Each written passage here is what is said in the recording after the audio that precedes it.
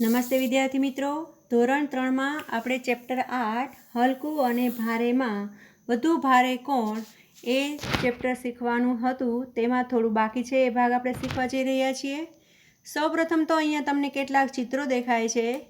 એમ તો 1, 2, 3, 4 અને 5 ક્રમ આપેલા છે.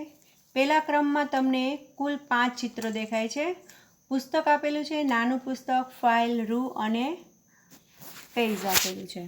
તો સૌપ્રથમ તો જુઓ કે સૌથી ભારે વસ્તુ કઈ છે, તો કે પુસ્તક, એટલે એને 1 નંબર આપશું. 2 નંબર ફાઇલ, 3 નંબર આપણે નાની બુક છે જે એકડીની બુક છે, 4 નંબર છે એ કોટન રૂ અને 5 નંબર પેજ. પછી બીજા ક્રમે છે કેટલાક પક્ષીઓ અને જીવજંતુ એટલે કે પતંગિયા જેવા જીવજંતુઓના ચિત્રો આપેલા છે. એમાં સૌથી ભારે ગીધ, એને આપણે 1 નંબર આપીશું. પછી કાગડો 2 નંબર. પછી આવશે એ એક ચકલી જેવું પક્ષી છે 3 નંબર અને ચકલી છે 4 નંબર અને છેલ્લે પતંગિયું 5 નંબર. આ રીતે આપણે ભારેથી હલકા તરફ 1 થી 5 નંબર આપવાના છે.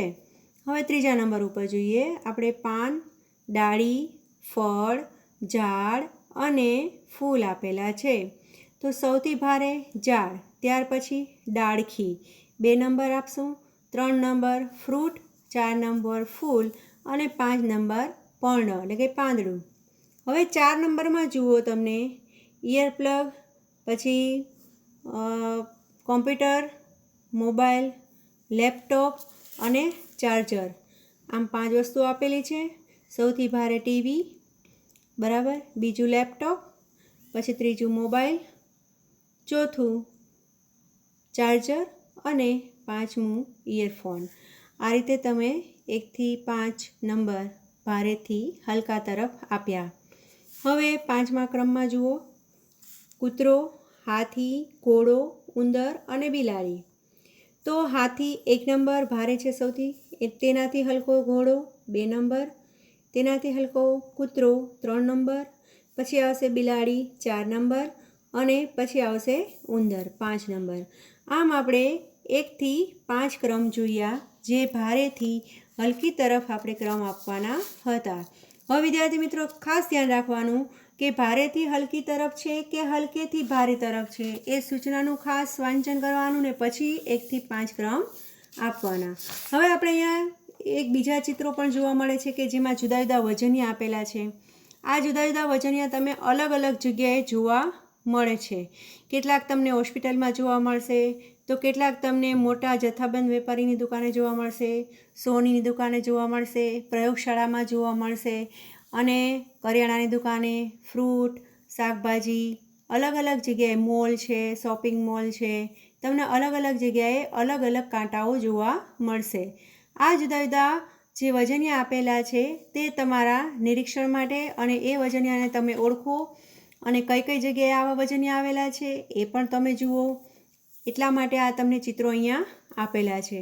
હવે એના પછી આપણે જોઈએ, વધુ ભારે વજન ધરાવતી વસ્તુ માટે રાઈટ અને ઓછા વજન માટે ચોકડી કરો.